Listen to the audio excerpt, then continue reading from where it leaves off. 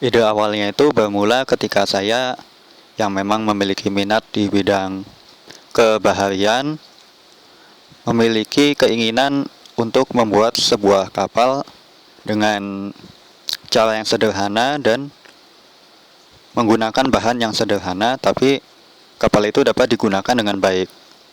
Lalu saya mencari referensi dari catatan-catatan masa lalu, catatan-catatan sejarah, baik itu di dalam Indonesia sendiri maupun di luar. Akhirnya saya dapatkan uh, sebuah catatan mengenai kapal yang dibuat oleh bangsa Eskimo, yaitu bangsa dari Amerika Utara, yang menggunakan serpihan atau ranting-ranting kayu dengan dibalut kulit hewan. Nah, kapal itu kalau mereka menyebutnya umiak, itu adalah sejenis atau semacam kano ya. Jadi ranting-ranting pohon kayu itu mereka satukan dengan tali, dengan ikatan, lalu mereka selimuti dengan lapisan kulit hewan. Nah, sehingga ya kapal itu dapat mengapung di air. Nah, di sini saya mencari pengganti apa yang bisa digunakan untuk menggantikan serpihan kayu itu, karena ya mencari kayu tidak mudah di sini. Kalaupun ada pohon, yaitu pohon dilindungi atau bagian dari penghijauan yang tidak bisa sembarangan digunakan. Akhirnya saya dapat ide bagaimana kalau menggunakan bambu. Karena apa? Karena bambu memang sangat banyak terdapat di Pulau Jawa ini, khususnya di Jakarta dan sekitarnya. Dan bambu itu adalah salah satu tumbuhan yang sangat cepat tumbuh dan umurnya panjang. Jadi kalau terdapat terdapat rumpun bambu lalu tidak dimanfaatkan, itu akan berpotensi jadi hama justru. Makanya di sini saya manfaatkan untuk membuat kerangka dari kapal yang ingin saya buat. Lalu untuk mengganti kulit hewannya sendiri, saya gunakan kain terpal yang ya memang bahannya tuh kedap air atau waterproof, dengan harga eceran 10.000 per meternya, karena kain terpal itu sendiri jenisnya bermacam-macam ya, tergantung dari ketebalannya dan harganya juga bermacam-macam. Saya gunakan yang harganya 10.000 per meter. Ya, lalu di sini dapat dilihat ya bambu yang sudah dibelah menjadi bilah-bilah pipih itu disatukan dengan tali, dengan ikatan, lalu dilapisi dengan kain terpal tersebut, sehingga menjadi sebuah untuk botol-botol bekas yang ada di dalam atau di bagian bawah kerangka atau badan kapal ini. Itu sebenarnya ide dari teman saya yang kebetulan dia punya hobi mengumpulkan botol-botol bekas. Kata dia ini untuk menambah daya apungnya. Nah, maka saya setujui dan ya saya persilahkan dia untuk meletakkan botol-botol bekasnya itu di bagian tengah, seperti terlihat di dalam gambar ini. Kemudian ini saat diuji, dimasukkan ke dalam air, ya ternyata kapalnya tidak seimbang, dia oleng. Nah, karena itu saya setelah saya berkonsultasi dengan seorang senior yang ya lebih ahli di bidang ini daripada saya, lalu saya memutuskan untuk ditambahkan cadik di bagian yang oleng tersebut. Ya, di sini terlihat pemasangan cadiknya. Untuk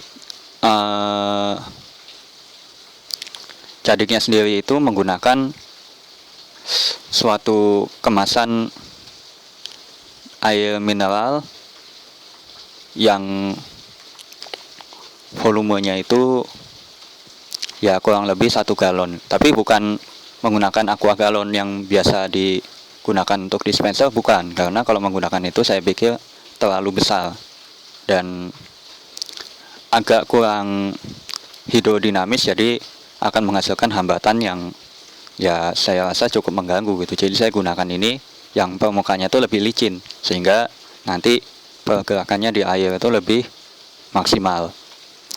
Ya, saya tambahkan di sisi yang oleng tersebut dan diikat dengan sebilah bambu.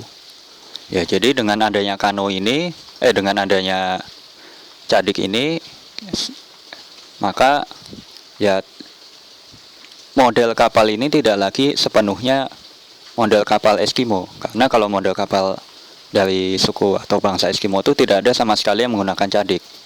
Yang menggunakan cadik itu adalah model kapal dari masyarakat Polinesia, yaitu dari kepulauan-kepulauan Pasifik.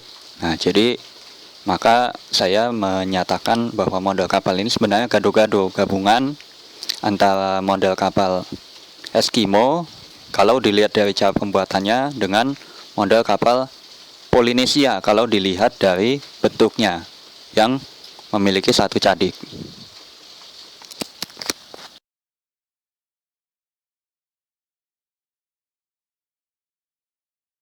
Kapal versi 1.1 sudah berhasil untuk berlabuh ya. Berhasil juga tidak tenggelam. Dicoba langsung oleh kakak pembina kita, Kak Aryo dari Jakarta ya. Tepatnya Jakarta Selatan. Ya, dari Pramuka Bahari. Ini kita bisa lihat kapalnya berhasil dengan sukses. Ini saat teman saya yang sebelumnya meletakkan botol-botol bekas di bagian tengah atau bagian bawah dari bodi kapal ini melakukan uji coba apakah kapalnya stabil atau tidak. Dan karena teman saya ini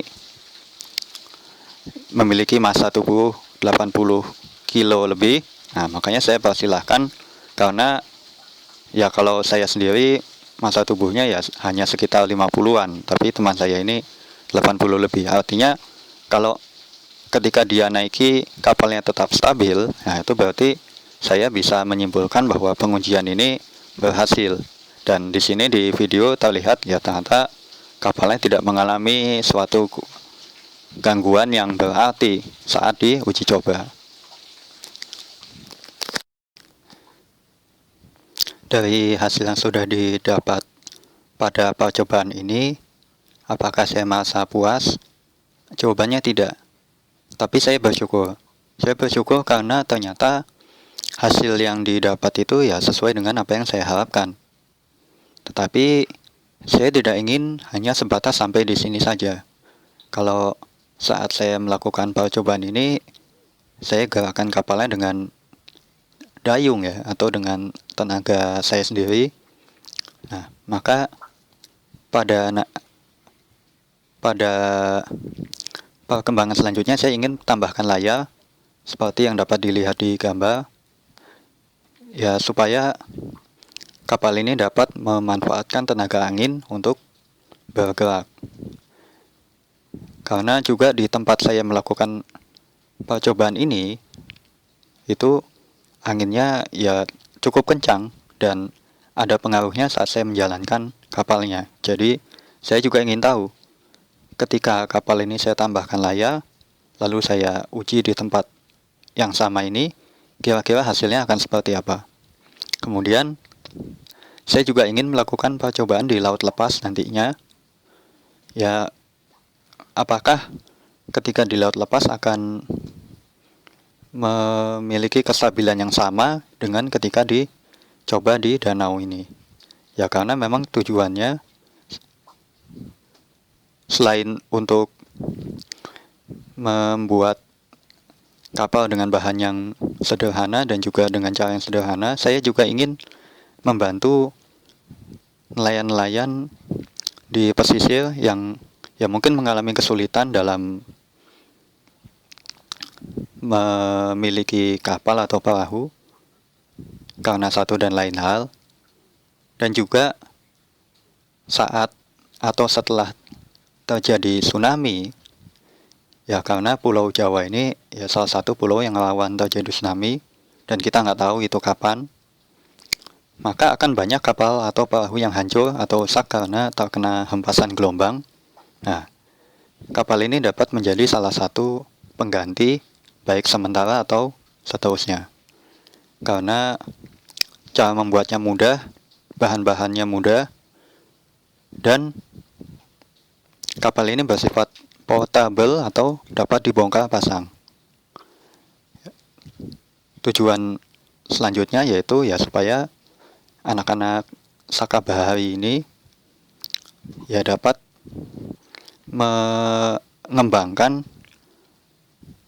atau dapat melakukan kegiatan yang sejenis ini, semacam ini. Jadi selama ini kalau latihan dayung itu dengan perahu TNI atau perahu marinir, nah kali ini coba bagaimana latihan mendayung dengan perahu yang atau kapal yang dibuat sendiri.